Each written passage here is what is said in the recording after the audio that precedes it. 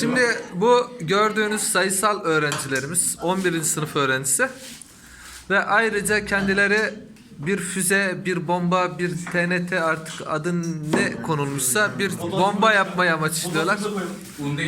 Yalnız okul idaresi tehlikeli bir halden dolayı, bir girişimden dolayı buna müsaade vermiyor.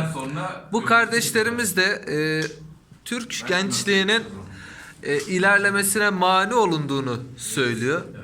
Bunlar için çok daha sahih, gerçekçi bir ortamın, laboratuvar ortamının patlama merkezi lazım olduğunu söylüyorlar.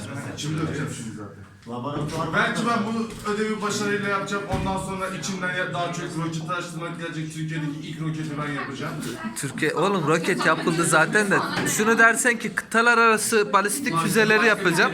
Ödül verirler hocam, altın madalya takarlar. Tamam. Amerika'da çocuk yanardağ yapıyor karbonattan. Evet. 1 milyar para alıyor. Evet. Evet. Biz burada potasyumuna kadar. Tamam o zaman Ben Amerika'ya gideceğim. Sofya'da Hocam kilosu 40 lira ya. Allah çarpsın. kaç lira? 40 lira. Toplamda 90 lira gitti hocam böyle. Allah'ını seversen. Burada yapılan bir şey yok.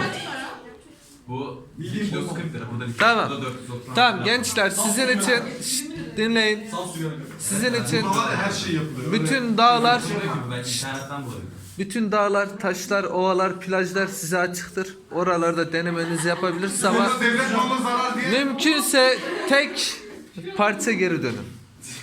Hocam yardım kampanyası başlatıyorsun. Herkesten geliyor.